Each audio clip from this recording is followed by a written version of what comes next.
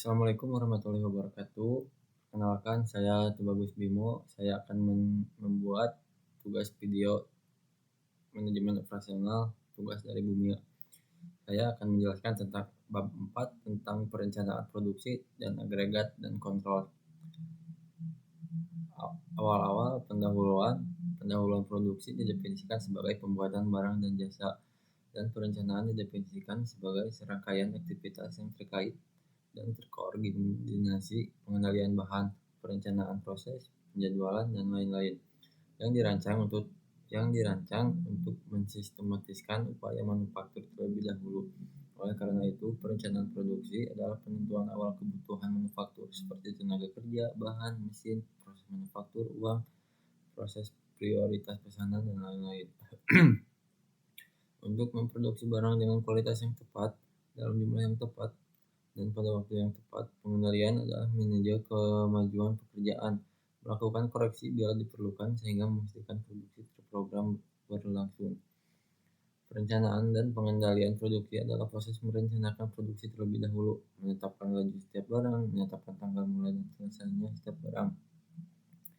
Menurut Raywild, perencanaan produksi adalah penentuan perolehan dan pengaturan semua fasilitas yang diperlukan untuk memproduksi barang di masa depan. Dengan kata lain, perencanaan produksi pada hakikatnya merupakan kegiatan praproduksi yang berkaitan dengan perencanaan produksi. Sistem produksi dianggap menggabungkan unsur organisasi selain fasilitas fisik, dan perencanaan produksi berkaitan dengan organisasi produk suatu barang sebelum dimulai produksi. Pengendalian produksi berlangsung selama produksi pada dasarnya terdiri dari langkah-langkah berikut. Ini ada 4 bagian. Yang satu, memulai produksi. Yang kedua, mengirimkan item, yaitu menentukan prioritas antara item bersaing untuk mendapatkan waktu dari fasilitas yang sama.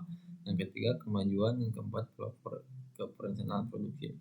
Perencanaan adalah pemikiran ke depan, sedangkan pengendalian adalah mekanisme pelaksanaan. Selanjutnya, ini ada tabel perencanaan produksi versus pengendalian produksi. Merencanakan pekerjaan. 1. Perencanaan meliputi pengumpulan dan pemeliharaan data mengenai standar waktu, bahan dan spesifikasinya, mesin dan jumlahnya, peralatan dan kemampuan gambar proses dan operasional. Perencanaan adalah bahwa pengendalian adalah melihat persyaratan. Kedua, mengerjakan rencananya. Kontrol melibatkan penyebaran data, persiapan laporan mengenai output, efisiensi mesin, dan tenaga kerja. Yang selanjutnya, fungsi opsional adalah fungsi yang ditugaskan ke PVC tergantung pada kebijakan manajemen perusahaan. Rincian kedua kategori fungsi PVC saya akan jelaskan selanjutnya. Fungsi PVC reguler dan operasional. Satu, persiapan pesanan meliputi kegiatan seperti pembuatan perintah kerja, mengubah perintah kerja menjadi pesanan toko, penjawaban pesanan tambahan, dan pelepasan pesanan. Kedua, masalah pengendalian material. Persiapan estimasi bahan, membuat identifikasi bahan non-stok, memastikan ketersediaan bahan yang dibeli sesuai persediaan. Tindak lanjut terus-menerus dengan pembelian dan penyimpanan untuk penerimaan bahan yang tepat waktu, dan memberi saran kepada toko untuk mengalokasikan jumlah yang diperlukan atau bahan yang tersedia. Selanjutnya, fungsi reguler. Perencanaan proses atau rutin menyangkut fiksi metode manufaktur, proses operasi, dan urutannya peralatan mesin untuk setiap operasi. Selanjutnya, horizon perencanaan produksi. Fungsi perencanaan produksi bersifat hierarkis dan memiliki jangka waktu yang berbeda-beda. Artinya, jangka waktu untuk beberapa fungsi adalah dalam tahun, sedangkan untuk beberapa fungsi dalam hitungan minggu ataupun hitungan hari. Selanjutnya, sistem dorong.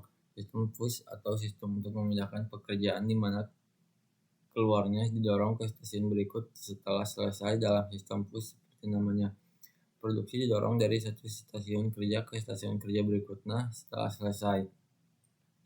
Ketiga, selanjutnya sistem tarik. Sistem tarik, suatu produk diambil untuk diproduksi hanya berdasarkan pesanan atau persyaratan pasti. Sistem tarik bekerja berdasarkan strategi manufaktur sesuai pesanan. Beberapa ciri-ciri sistem tarik adalah sebagai berikut. Sistem hanya melihat tahap produksi berikutnya dan menemukan apa yang dibutuhkan di sana, dan hanya memproduksi dalam jumlah tersebut. Bahan mentah dan suku cadang ditarik dari bagian belakang sistem ke arah depan untuk menjadi barang jadi. Selanjutnya, dalam sistem ini persediaan bahan mentah dalam proses mendekati nol. Keberhasilan implementasi sistem memerlukan banyak persiapan. Selanjutnya, perencanaan agregat. Nah, ini perencanaan agregat adalah proses pengembangan, penganalisisan, dan memelihara jadwal awal dan perkiraan dari keseluruhan operasi suatu organisasi. Rencana agregat umumnya berisi perkiraan penjualan yang ditargetkan, tingkat produksi, tingkat persediaan, dan simpanan pelanggan. Jadwal ini dimasukkan untuk memenuhi perkiraan permintaan dengan biaya minimum. Jika dilakukan dengan benar, perencanaan agregat akan meminimalkan dampak dari penjadwalan sehari-hari yang tidak tepat waktu, yang mana sejumlah kecil bahan dapat dipesan dalam 1 minggu disertai dengan PHK pekerja. Selanjutnya, strategi mengejar.